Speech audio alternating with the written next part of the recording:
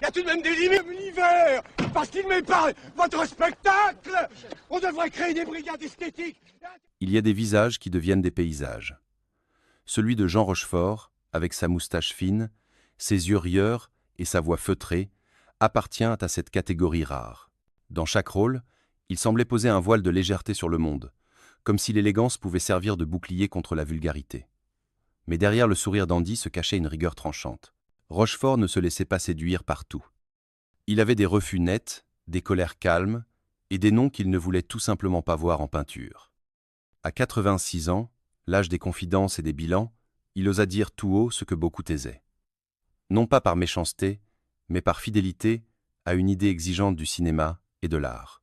Ce qu'il dénonçait, ce n'étaient pas des personnes en chair et en os, mais des choix, des styles, des manières de raconter qui, selon lui, abîmaient la grâce.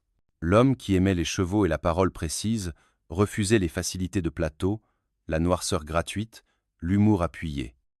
Il croyait que l'élégance était une discipline et que certains créateurs l'avaient trahi. Dans ce récit, nous allons suivre 5 épisodes de désaccord, 5 rencontres ratées, 5 fissures dans le miroir d'un gentleman du cinéma français. Il y aura l'actrice de télévision populaire dont il jugeait la magie trop fabriquée, le réalisateur de comédie qu'il accusa de paresse, le complice de tournage avec qui la discorde devint presque amicale, l'auteur austère dont il refusa de franchir l'univers sombre, et enfin, le cinéaste visionnaire d'outre-Manche dont l'aventure chaotique laissa Rochefort blessé dans son corps comme dans son rêve. Ce ne sont pas des rancunes hurlées, mais des refus posés avec élégance. Chacun de ces noms révèle une conviction profonde. Jean Rochefort ne transigeait jamais avec son idée du beau. À travers ces 5 visages qu'il ne pouvait pas voir en peinture, c'est le portrait d'un artiste fidèle à lui-même qui se dessine. Numéro 5, Mimi Mati. L'année 2013, alors que la télévision française baignait dans la popularité tranquille de séries familiales, Jean Rochefort lâcha une phrase qui fit l'effet d'un coup de sabre dans un salon trop calme. Invité sur un plateau, il déclara, avec ce mélange de sourire et de fermeté qui le caractérisait, qu'il n'aimait pas du tout Joséphine, Ange gardien, la série incarnée par Mimi Mati. À ses yeux, ce n'était pas de la fiction, mais une sorte de produit sucré, un divertissement qui se répétait à l'infini, sans surprise, sans audace. Pour comprendre ce choc, il faut se replonger dans le paysage télévisuel de ce temps-là. Joséphine, Ange gardien, c'était la France du dimanche soir. Des familles réunies, une figure bienveillante, qui résolvait des problèmes avec un sourire et un claquement de doigts. Mimi Mati était devenue une icône populaire, presque une tante universelle pour plusieurs générations. Et face à cette chaleur consensuelle, Rochefort, lui, portait la voix d'un certain cinéma, celui qui ose, qui gratte la surface, qui refuse le confort du tout cuit. Le contraste était saisissant. D'un côté, une actrice adulée, incarnant une France tendre et optimiste. De l'autre, un comédien au parcours jalonné de films exigeants, de pièces où la langue se faisait musique, de rôles où l'ironie voilait une réflexion profonde. Dans ce décor, ses propos prirent aussitôt une dimension de fracture culturelle. Ce n'était pas seulement Rochefort qui critiquait une série, c'était un monument du cinéma qui disait, en substance, que ce type de télévision nivelait par le bas. La réaction fut immédiate. La presse s'empara du sujet, certains criant à l'arrogance d'un acteur élitiste, d'autres saluant son courage de dire tout haut ce que d'autres pensaient tout bas. Mimi Mati, touchée mais digne, répondit avec douceur qu'elle pardonnait, rappelant que son intention n'avait jamais été d'offenser, mais simplement de divertir. Mais la brèche était ouverte. L'image d'un Rochefort intransigeant, fidèle à son idée d'un art qui doit élever plutôt que flatter, s'inscrivait dans les mémoires. Car derrière la polémique se cachait un débat plus vaste. Qu'est-ce que le rôle d'un artiste? Offrir du confort ou secouer la conscience? Jean Rochefort, en quelques mots, avait rouvert cette question vieille comme le théâtre. Et son nom désormais associé à celui de Mimi Mati devenait le symbole d'un clash de 2 visions du spectacle. La douceur contre la rigueur, la magie rassurante contre l'exigence du beau. Ce qui suivit ne fut pas un simple malentendu, mais un véritable séisme médiatique. Jean Rochefort, gentleman du cinéma, n'était pas homme à lancer des phrases à la légère. Quand il jugeait que Joséphine, Ange gardien, abîmait le goût, il parlait en esthète blessé. Pour lui, la télévision avait une mission, surprendre, élever, provoquer la réflexion. Or, dans cette série, il voyait surtout une formule répétée, une mécanique qui anesthésiait l'esprit plutôt que de le réveiller. Mimi Mati, fidèle à son image d'ange protecteur, choisit la voie du pardon. Elle expliqua qu'elle comprenait la critique, mais que son rôle était d'apporter du réconfort aux familles, pas de bouleverser les consciences. Sa réponse, pleine de douceur, contrastait avec la netteté du propos de Rochefort. Et c'est là que résidait le nœud. Deux conceptions de l'art s'opposaient sans jamais se rejoindre. La presse s'en donna à cœur joie. Les titres parlaient d'un clash improbable entre la star de la télé populaire et le seigneur raffiné du cinéma français. Les éditoriaux opposaient l'art élitiste et la culture populaire, comme si l'un devait nécessairement mépriser l'autre. Mais Rochefort, dans ses interviews suivantes, nuança à peine.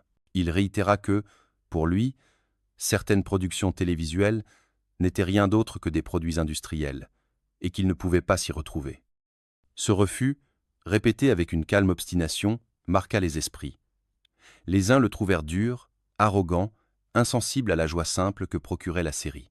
Les autres virent en lui un veilleur, un gardien de l'exigence, rappelant que l'art ne doit pas céder aux facilités du commerce. En réalité, Rochefort ne visait pas la personne de Mimi Mati, qu'il respectait, mais ce qu'elle représentait, une télévision rassurante, mais, à ses yeux, trop paresseuse. Ainsi, ce conflit, plus symbolique que personnel, entra dans la légende. Dans les salons et les cafés, on en parlait comme d'une querelle de deux mondes, celui de l'ange bienveillant et celui du chevalier ironique. L'écho dura des mois, renforçant l'image d'un Rochefort intransigeant, prêt à s'attirer des foudres pour défendre son idée de la beauté. Et lorsque la poussière retomba, il resta une impression glaciale. Jean Rochefort ne céderait jamais sur la question du goût. Avec un sourire discret, il fermait le dossier en murmurant que, pour lui, il n'y avait décidément aucune peinture à contempler dans ce tableau-là. Numéro 4. Fabienne Antoniante. Au tournant de l'année 2013, Jean Rochefort accepta de rejoindre la distribution d'un film au parfum populaire, Turf, signé par Fabien Antoniante. Le réalisateur n'était pas un inconnu. Il avait déjà marqué le public avec des comédies comme Camping ou Jet Set, des fresques légères, bruyantes, portées par l'esprit de bande et l'humour accessible. Rochefort, lui, venait d'un tout autre horizon.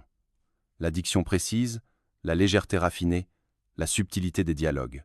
Quand on annonça sa présence dans Turf, beaucoup furent surpris, presque amusés.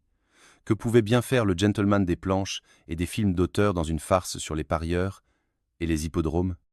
La réponse, c'est que Rochefort aimait les chevaux, le monde des courses, les coulisses des écuries. Ce détail biographique, connu de ses proches, permit à Antoniante de le convaincre. On promit un scénario drôle, ancré dans un univers qu'il affectionnait, et une aventure collective qui pourrait séduire un large public. Rochefort, par curiosité, dit oui, comme on tente une escapade en terrain étranger. Mais dès les premiers jours de tournage, l'écart de sensibilité apparut. Le plateau respirait la comédie de masse, blagues répétées, dialogues appuyés, gags visuels calibrés pour arracher des rires rapides. Rochefort observait, amusé, puis inquiet. Il voyait le monde du turf, qu'il aimait profondément, réduit à des clichés. Les chevaux devenaient prétexte à des plaisanteries, les parieurs caricatures de comptoir. Là où il imaginait une élégante variation autour de la passion hippique, il découvrait une mécanique comique où l'excès primait sur la nuance. La distance entre lui et Fabien Antoniante se creusa au fil des scènes. Le réalisateur, convaincu que sa formule faisait recette, poussait les acteurs vers la caricature. Rochefort, avec son œil de vieux cavalier, murmurait que le cinéma pouvait être drôle sans être gras, léger, sans être vulgaire. Mais ces remarques, polies, semblaient tomber dans le vide. Au milieu du tumulte, Rochefort restait droit, comme un cavalier sur sa monture. Il faisait son travail, prononçait ses répliques, mais on devinait qu'il n'était pas du voyage. L'élégance de son jeu contrastait avec l'hystérie ambiante, comme un pur sang perdu dans une course de poney. Ce contraste, bientôt, éclaterait au grand jour, et la querelle silencieuse entre l'acteur raffiné et le réalisateur populaire prendrait des airs de fracture publique. Lorsque le film Turf sortit en salle, l'écart entre l'attente et la réalité éclata comme une bulle trop gonflée. La critique, unanime, parla d'une comédie poussive, sans souffle, incapable de trouver son rythme. Pour Jean Rochefort, ce fut une confirmation douloureuse. Il avait senti, dès le tournage, que l'élégance s'était noyée dans le vacarme, que la comédie n'avait retenu que la lourdeur, oubliant la musique fine des situations, et il ne garda pas son malaise pour lui. Avec une sincérité glaciale, Il déclara que le film représentait tout ce qu'il n'aimait pas dans le cinéma populaire. Fabien Antoniante, habitué au succès de foule, encassa difficilement ses paroles. Pour lui, Turf n'était qu'une tentative de prolonger l'esprit de ses comédies précédentes, de faire rire un public large sans se prendre au sérieux.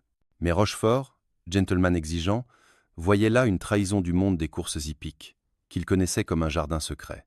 À ses yeux, réduire les turfistes à des clones et les chevaux à de simples accessoires, c'était insulter une passion noble. L'opposition devint rapidement un symbole. La presse titrait sur le clash entre cinéma populaire et cinéma raffiné. Les spectateurs eux-mêmes semblaient divisés.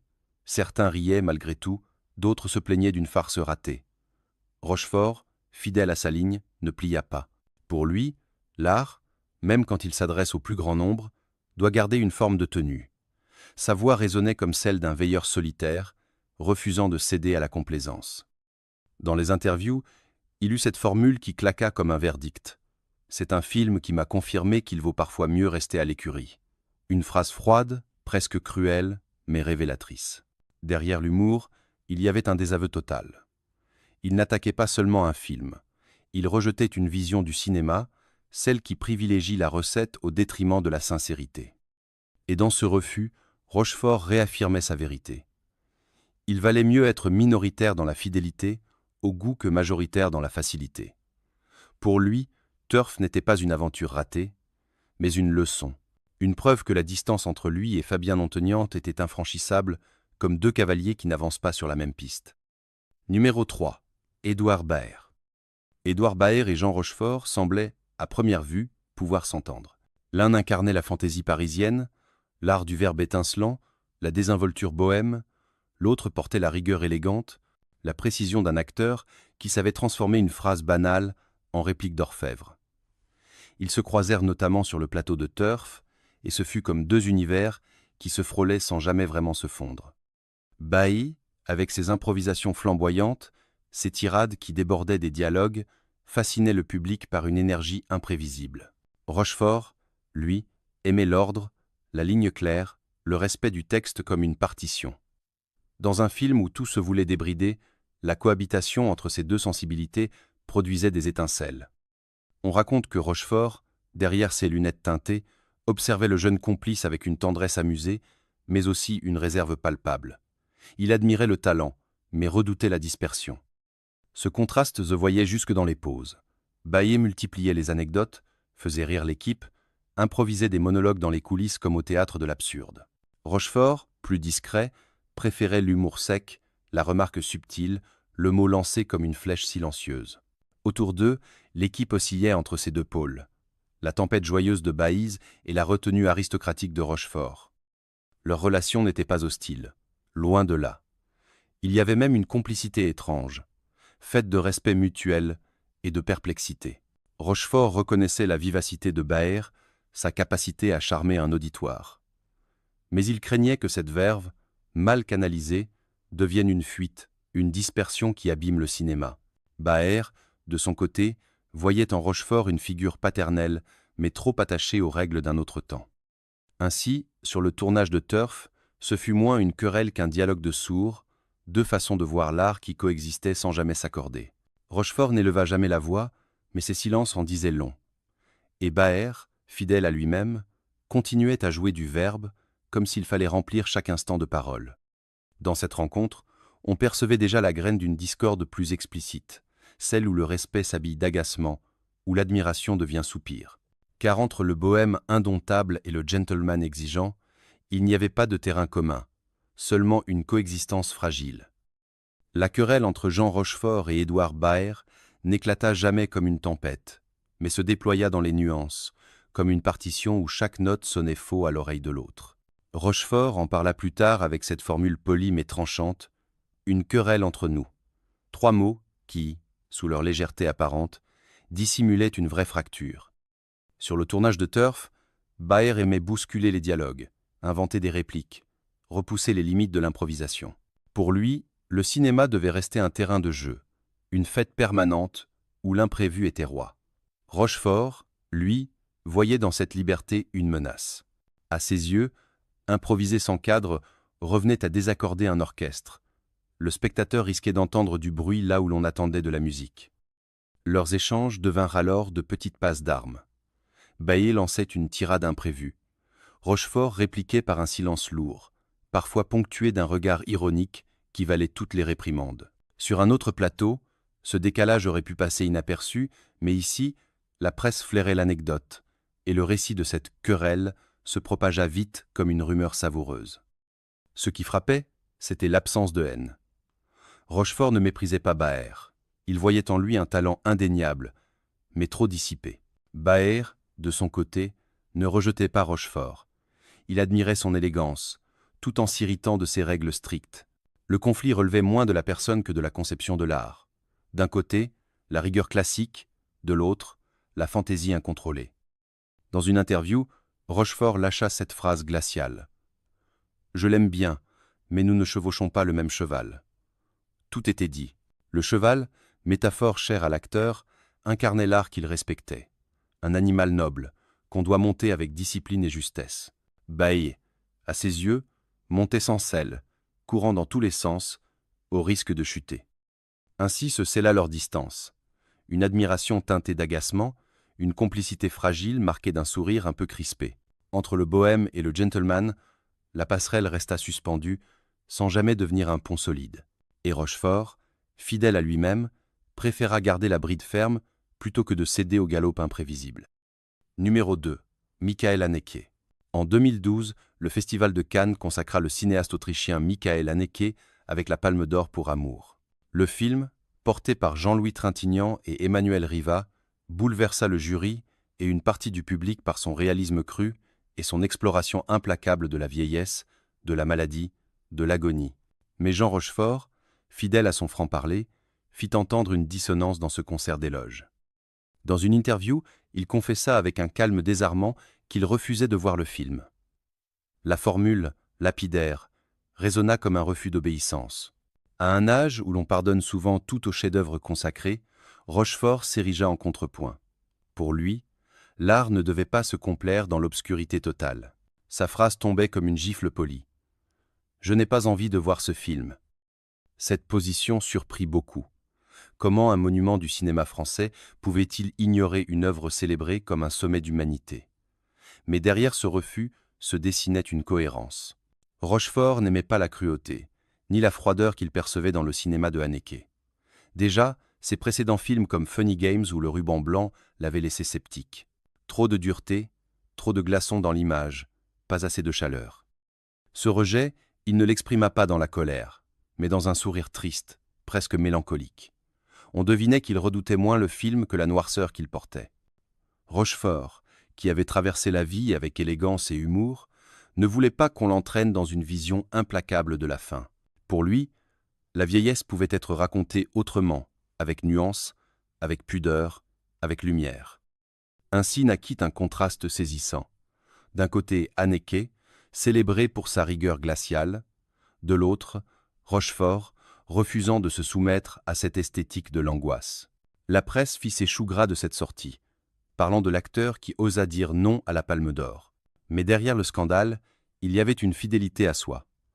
Jean Rochefort restait ce chevalier du goût qui préférait détourner les yeux plutôt que de se trahir. Lorsque Jean Rochefort annonça qu'il ne verrait jamais Amour, les réactions se multiplièrent aussitôt. Certains y virent une provocation, d'autres une preuve d'élitisme. Mais ceux qui connaissaient vraiment l'homme savaient qu'il s'agissait avant tout d'un acte de fidélité à son propre regard sur l'art. Pour lui, le cinéma devait offrir une échappée, une respiration, même dans les récits les plus sombres. Or Haneke, avec sa mise en scène glaciale et son refus de toute consolation, représentait l'exact contraire. Rochefort expliqua que ce qu'il redoutait, c'était l'obsession de Haneke pour la souffrance nue, filmée sans détour, presque avec cruauté. Il refusait d'entrer dans un univers où la douleur devenait spectacle. Sa phrase résonnait comme une condamnation douce, mais irrévocable. « Je ne veux pas m'infliger cela. » C'était la frontière qu'il traçait, avec l'élégance d'un homme qui choisit ce qu'il accepte de regarder. Ce geste fut interprété de 1000 manières. Les admirateurs de Haneke crièrent au scandale, accusant Rochefort de fermer les yeux sur une œuvre capitale. Mais d'autres, notamment parmi ses contemporains, saluèrent son courage. Il fallait une certaine noblesse pour oser dire non à la mode, pour refuser la tyrannie du consensus. En affirmant son désaccord, il rappelait que l'art reste une affaire intime, que l'on a le droit de ne pas franchir certaines portes. La presse s'enflamma. On titra sur « l'élégant acteur qui refuse la Palme d'Or ». On monta en épingle une opposition entre deux visions, l'esthétisme rigide de l'Autrichien et la grâce légère du Français. Mais Rochefort ne cherchait pas à créer un duel. Il se contentait de défendre une idée simple. Le cinéma n'a pas besoin d'ajouter de la douleur à la douleur. Il pouvait, même en traitant de la faim, garder une lumière, un sourire, une poésie. Au fond, son refus de Haneke disait beaucoup de sa propre philosophie. Il croyait à un art qui soigne au lieu de punir, qui élève au lieu d'enfoncer. En tournant le dos à Amour, il ne rejetait pas seulement un film, mais une manière de concevoir le cinéma. Et dans ce geste tranquille, il laissait une leçon glaciale.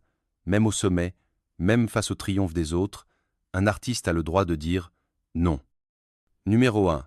Terry Gilliam. Parmi toutes les aventures de Jean Rochefort, il en est une qui tient du mythe maudit, celle de l'homme qui tua Don Quichotte, le projet insensé de Terry Gilliam. Nous sommes à l'an 2000.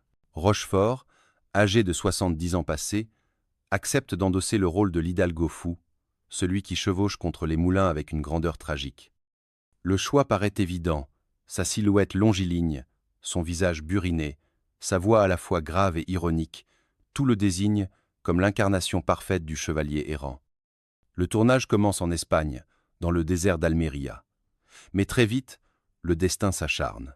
Des orages violents transforment le décor en marécage. Les avions militaires qui survolent la zone rendent le son inutilisable. Et surtout, Rochefort souffre d'une hernie discale. Monter à cheval devient une torture, et chaque mouvement lui arrache une grimace de douleur. Le film, censé être une épopée flamboyante, se transforme en naufrage. Terry Gilliam, réalisateur visionnaire mais obstiné, refuse de renoncer. Il tente de maintenir le projet à flot, malgré les catastrophes qui s'enchaînent. Mais Rochefort, brisé physiquement, finit par déclarer forfait. Son départ scelle la fin du tournage. En quelques semaines, l'homme qui tua Don Quichotte devient un mirage. Ce désastre sera immortalisé dans un documentaire au titre éloquent, Lost in La Mancha. Pour Rochefort, l'expérience laisse une blessure intime. Lui qui aimait les chevaux, qui avait préparé son rôle avec soin, se retrouve trahi par son propre corps et prisonnier d'une aventure chaotique. La douleur physique, ajoutée au chaos logistique, transforme ce rêve en cauchemar. Et dans son regard se lit une déception immense. Celle d'un acteur qui croyait à la poésie, mais qui découvre l'impossibilité de la saisir dans un tourbillon d'accidents.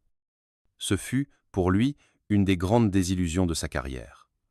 Non pas parce qu'il doutait du talent de Terry Gilliam, mais parce qu'il mesurait l'écart entre la vision grandiose et la réalité cruelle. Ce Don Quichotte manqué devint une métaphore. Parfois, même les rêves les plus beaux se brisent avant d'avoir pris leur envol. Après l'abandon du tournage de L'homme qui tua Don Quichotte, la relation entre Jean Rochefort et Terry Gilliam prit une teinte amère. Le réalisateur, connu pour son obstination visionnaire, continua pendant près de 20 ans à tenter de ressusciter son projet. Il changea d'acteur, de producteur, de lieu, mais l'ombre du premier échec, avec Rochefort en Don Quichotte, resta suspendue comme une malédiction. Rochefort, de son côté, n'en parlait qu'avec une ironie glaciale. Dans ses entretiens, il évoquait cette expérience comme un cauchemar à ciel ouvert. Il ne rejetait pas Gilliam comme homme, mais il ne pouvait pardonner la violence du tournage. Les conditions absurdes, le corps brisé, l'impression d'avoir été emporté dans un tourbillon incontrôlable. Pour un acteur habitué à la précision, à la rigueur, l'aventure avait pris des allures de chaos, et ce chaos lui était insupportable. La presse se régala de cette histoire. Lost in La Mancha, le documentaire tourné par hasard sur le plateau, montra au monde entier la déroute, un réalisateur dépassé, un acteur souffrant, un tournage frappé par une suite de malchance. Rochefort y apparaissait fragile, presque spectral, loin de l'élégance qu'on lui connaissait. Le public découvrait alors un homme prisonnier d'un rêve trop grand pour être porté. Gilliam, obstiné, continua à défendre sa vision, affirmant que Rochefort avait été un Don Quichotte idéal, mais que le destin avait décidé autrement. Rochefort, lui, se mura dans un constat sobre. C'était impossible. Derrière ces mots, il y avait toute la désillusion d'un artiste qui avait cru à une grande aventure et qui n'y avait trouvé que la douleur.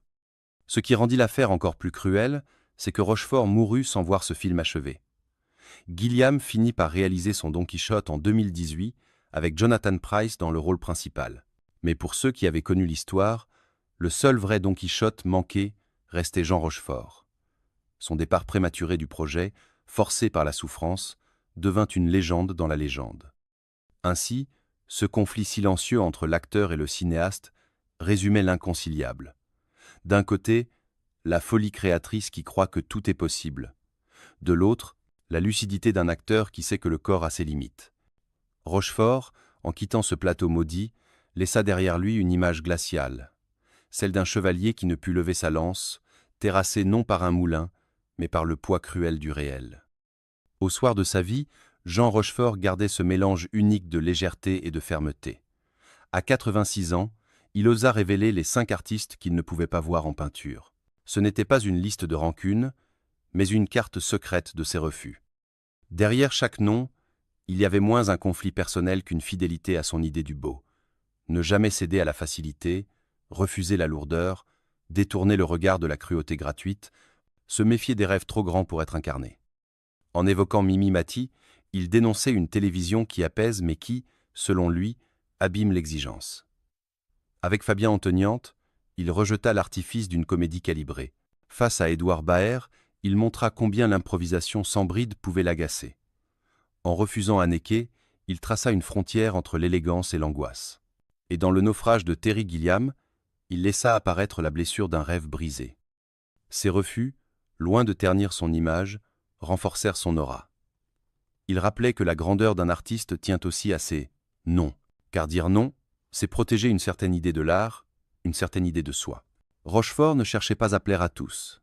Il cherchait à rester fidèle à une ligne invisible, celle de l'élégance, du tact, de la mesure. Aujourd'hui encore, son regard malicieux et sa voix posée résonnent comme un écho.